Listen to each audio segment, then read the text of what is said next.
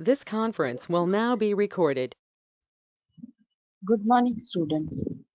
વિડીયોમાં આપણે વિશેષણ વિશે સચિત્ર માહિતી મેળવી. એમાં કેટલાક વિશિષ્ટ એટલે કે વિશેષણ જેવા કે કલર, શેપ, સાઇઝ વગેરે વિશે પણ માહિતી મેળવી.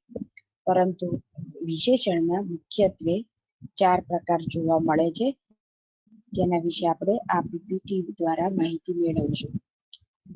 વિશેષણ એટલે કે વિશેષતા દર્શાવતા શબ્દો જે વ્યક્તિ, વસ્તુ કે સ્થળને ડિસ્ક્રાઇબ કરે એટલે કે વર્ણન કરે. કોઈ વ્યાખ્યા જોઈએ. કોઈ પણ વ્યક્તિ, વસ્તુ, સ્થળ કે બાબતની વિશેષતા બતાવે, ગુણ બતાવે, તેનું વર્ણન કરે તે શબ્દોને એડજેક્ટિવ્સ એટલે કે વિશેષણ કહેવાય. તેમાં પહેલો પ્રકાર છે એડજેક્ટિવ્સ ઓફ ક્વોલિટી એટલે કે ગુણ વિશેષતા દર્શાવતા શબ્દો વિશેષણ. જેમ કે Kolkata is a large city. Calcutta એ મોટું શહેર છે. તો અહીંયા લાર્જ એ સિટીને વર્ણન કરે છે, માટે લાર્જ શબ્દ એડજેક્ટિવ છે. ત્યારબાદ he is an honest man, તે પ્રામાણિક માણસ છે. તો માણસ કેવો છે પૂછવાથી જે જવાબ મળે, અથવા સિટી કેવું છે એ પૂછવાથી જે જવાબ મળે તે હંમેશા એડજેક્ટિવ હોય. તો એ માણસ કેવો છે, ઓનેસ્ટ છે, તો ઓનેસ્ટ એ માણસનું વિશેષણ બને છે. ત્યારબાદ એક કરતા વધુ વિશેષણ પણ વાપરી શકાય. જેમ કે આ વાક્યમાં જોઈએ, the foolish old crow tried to sing. તો અહીંયા કાગડો કેવો છે, ફૂલિશ અને ઓલ્ડ છે એટલે કે ઘરડો અને મૂર્ખ છે. તો આ બંને એડજેક્ટિવ્સ ક્રો માટે એક જ વાક્યમાં વાપરવામાં આવ્યા છે. આમ એક કરતા વધુ વિશેષણ પણ તમે વાક્યમાં વાપરી શકો. ત્યારબાદ આ સ્લાઇડ એ રિપીટેશન જ છે એટલે આપણે એને ઓમિટ કરીએ. હવે બીજો પ્રકાર છે એડજેક્ટિવ્સ ઓફ ક્વોન્ટિટી. ક્વોન્ટિટી એટલે કે જથ્થાનું વર્ણન કરતા વિશેષણ. જેમ કે આઈ એટ સમ રાઈસ, થોડાક ભાત ખાધા. તો અહીંયા થોડાક માટે શબ્દ વપરાયો છે સમ, અને માટે સમ એ એક જથ્થો બતાવે છે, માટે સમ એ એડજેક્ટિવ ઓફ ક્વોન્ટિટી છે. ત્યારબાદ હી શોડ મચ પેશન્સ, તેને સારી એવી ધીરજ બતાવી. તો મચ એ ધીરજનું એડજેક્ટિવ છે. હી હેઝ લિટલ ઇન્ટેલિજન્સ, તેનામાં અલ્પ બુદ્ધિ છે, ઓછી બુદ્ધિ છે. તો લિટલ એ એડજેક્ટિવ છે. He did not eat any rice, તેને બિલકુલ ભાત ન ખાધા. ત્યારબાદ take great care of your health, ખૂબ સંભાળ લો. તો અહીંયા ગ્રેટ, એની, લિટલ જેવા શબ્દો એડજેક્ટિવ્સ ઓફ ક્વોન્ટિટી છે. ત્યારબાદ એડજેક્ટિવ્સ ઓફ નંબર એટલે કે સંખ્યા દર્શાવે કોઈ પણ વસ્તુ કેટલા સંખ્યામાં છે, એટલે કે હાઉ મેની પ્રશ્ન પૂછવાથી જે જવાબ મળે તે બધા જ વિશેષણો એ એડજેક્ટિવ્સ ઓફ નંબર છે, એટલે કે સંખ્યા દર્શાવતા વિશેષણો છે. તેના બે પ્રકાર છે, ઓર્ડિનલ, કાર્ડિનલ. પહેલા ઓર્ડિનલ નંબર્સ જોઈ લઈએ. First, second, third, 25th, 100 are ordinal numbers, એટલે કે આ ઓર્ડિનલ નંબર્સ છે. હવે એક્ઝામ્પલ જોઈએ. I got the first prize, મને પહેલું ઇનામ મળ્યું. ઇનામ કયું મળ્યું છે? ફર્સ્ટ. એની સંખ્યા બતાવે છે, માટે એ પ્રાઇઝનું એડજેક્ટિવ છે. ત્યારબાદ you will get a second chance, બીજી તક. તક કેટલામી છે? બીજી. તો એ સેકન્ડ એ પણ એનું એડજેક્ટિવ છે. ત્યારબાદ we are living in 21st century, 21મી સદીમાં જીવી રહ્યા છીએ. તો 21st એ સંખ્યા, ઓર્ડિનલ સંખ્યા બતાવે છે, તો એ પણ એડજેક્ટિવ છે. ત્યારબાદ જોઈએ કાર્ડિનલ નંબર્સ.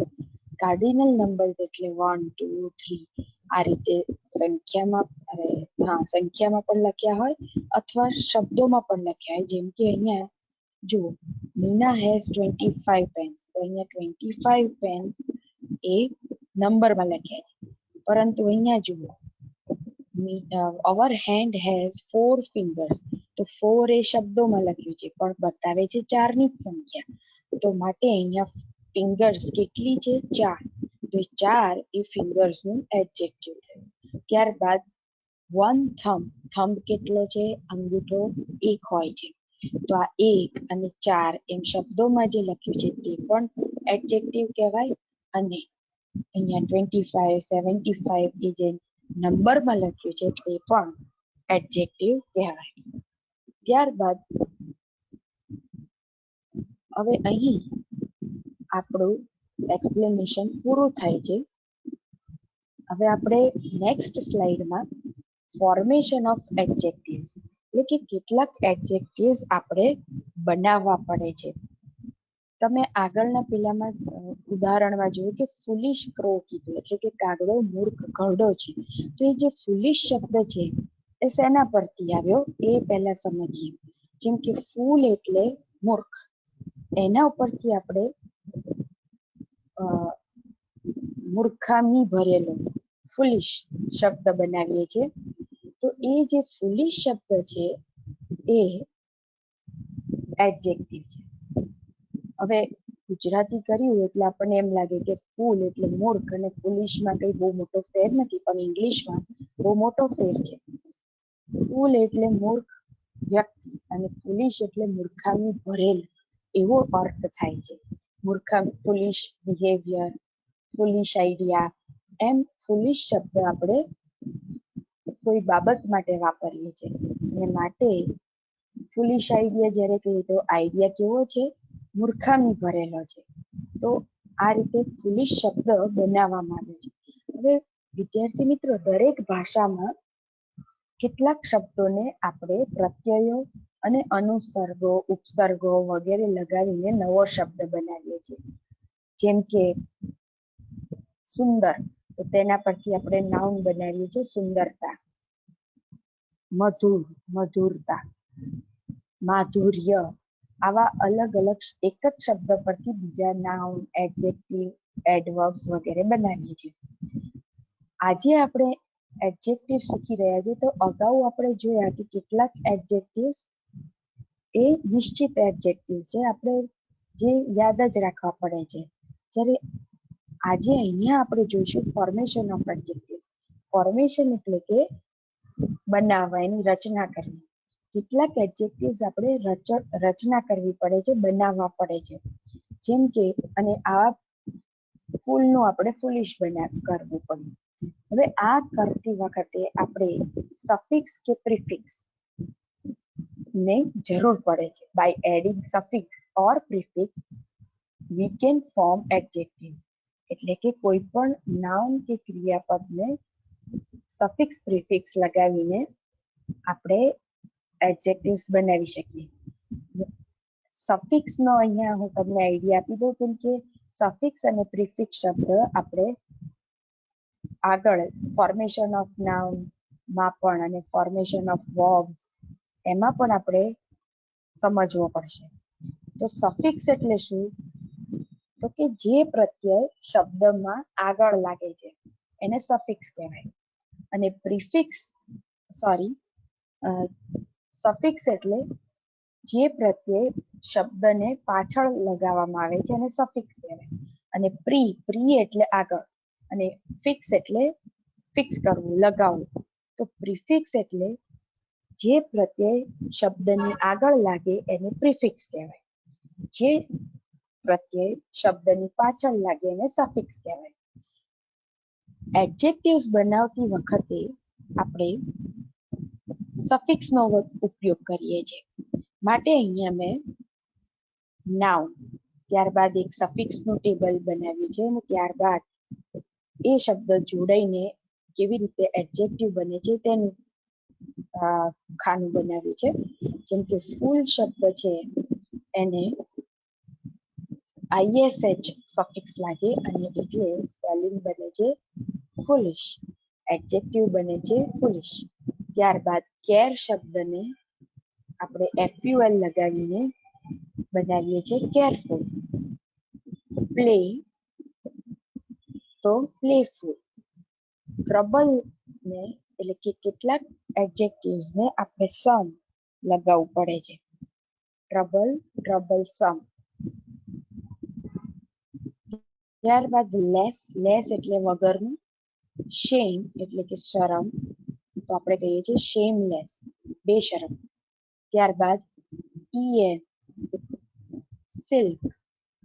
સિલ્ક એટલે રેશમી અને સિલ્કન, આમ તો સિલ્ક એટલે રેશમ અને સિલ્કન એટલે રેશમી. એ રીતે ગોલ્ડ, ગોલ્ડન એવો શબ્દ આપણે બનાવીએ છીએ. ત્યારબાદ વાય લગાવીને ડર્ટ એટલે કચરો, જેના પરથી આપણે શબ્દ બનાવ્યો ડર્ટી, ગંદુ. સ્ટ્રોંગ, સ્ટોર્મી. OUS સફિક્સ લગાવીને આપણે કરેજ, કરેજિયસ, ગ્લોરિયસ જેવા શબ્દો બનાવીએ છીએ. ગ્લોરિયસમાં મિત્રો ખાસ ધ્યાન આપશો, જ્યારે આપણે OUS લગાવીએ છીએ ત્યારે ગ્લોરીમાં છેલ્લે વાય આવે છે, માટે વાયનો આઈ કરવો પડે છે અને પછી OUS લાગે છે. ત્યારબાદ LY લગાવવાથી પણ આપણને એડજેક્ટિવ મળે છે, જેમ કે કિંગ, કિંગલી. તો આ વાત થઈ આટલા સફિક્સની, જેના દ્વારા આપણે એડજેક્ટિવ્સ બનાવીએ છીએ. હવે જોઈએ કે કેટલાક ક્રિયાપદના જે આપણા રૂપો છે, પાસ્ટ પાર્ટિસિપલ, પ્રેઝન્ટ પાર્ટિસિપલ, એ પણ એડજેક્ટિવ તરીકે વપરાય છે. We use verb forms as adjectives.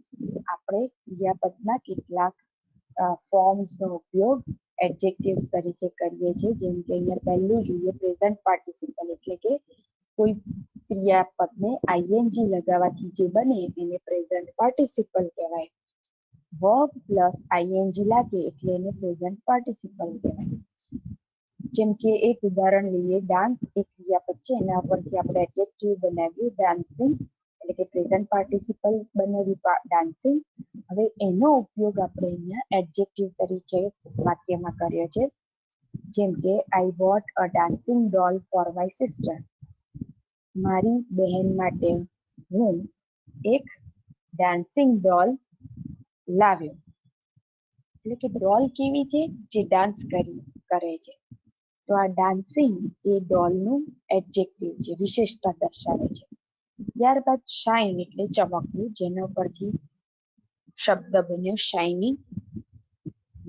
It's a pleasure to see shining stars at night. રાત્રે ચમકતા તારા, કેવા તારા? જે ચમકી રહ્યા છે, એવા ચમકતા તારા જોવા એ ખૂબ ખુશીની વાત છે. તો આ રીતે શાઇનિંગ એ સ્ટાર્સનું એડજેક્ટિવ છે. ત્યારબાદ બાર્કિંગ ડોગ સેલ્ડમ બાઇટ. ભસતા કૂતરા ક્યારેક જ કરડે છે. તો અહીંયા ડોગ્સ માટે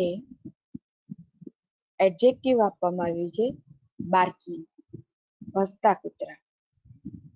તો અહીંયા ડાન્સિંગ, શાઇનિંગ, બાર્કિંગ આ ક્રિયાપદના રૂપો છે, જેનો ઉપયોગ એડજેક્ટિવ તરીકે થયો છે. ત્યારબાદ આપણે જોઈએ પાસ્ટ પાર્ટિસિપલ્સ. પાસ્ટ પાર્ટિસિપલ્સ એટલે જેમાં ક્રિયાપદનું ઈડી ફોર્મ હોય અથવા તો EN ફોર્મ, EN સફિક્સ લાગ્યું હોય અથવા તો ED સફિક્સ લાગ્યું હોય એવું ફોર્મ. જેમ કે પહેલું જોઈએ બ્રેકનું. તમે બધા જાણો છો કે બ્રેક, બ્રોક એનું પાસ્ટ ટેન્સ છે અને બ્રોકન પાસ્ટ પાર્ટિસિપલ છે. તો હવે આપણે અહીંયા જોઈએ કે બ્રોકન જે પાસ્ટ પાર્ટિસિપલ છે એનો ઉપયોગ કેવી રીતે એડજેક્ટિવ તરીકે અહીંયા થયો છે. જેમ કે that is a broken chair. Chair છે પણ કેવી છે? બ્રોકન, તૂટેલી ચેર છે. તો અહીંયા બ્રોકન એ ચેરનું એડજેક્ટિવ છે.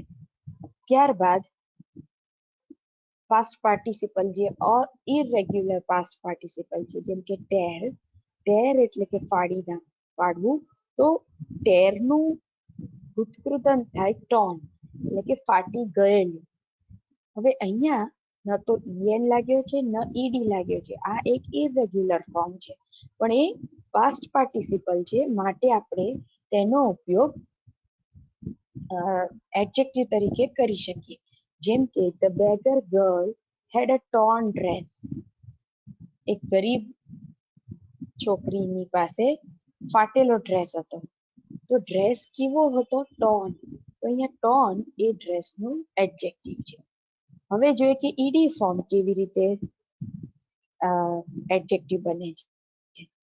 Selected students will perform on the stage. Students stage પર પરફોર્મ કરવાના છે, પણ કેવા સ્ટુડન્ટ? જે સિલેક્ટેડ છે. એટલે સિલેક્ટેડ અહીંયા વિશેષતા બતાવે છે. કેટલાક જ સ્ટુડન્ટ જે સિલેક્ટેડ છે એ જ પરફોર્મ કરવાના છે.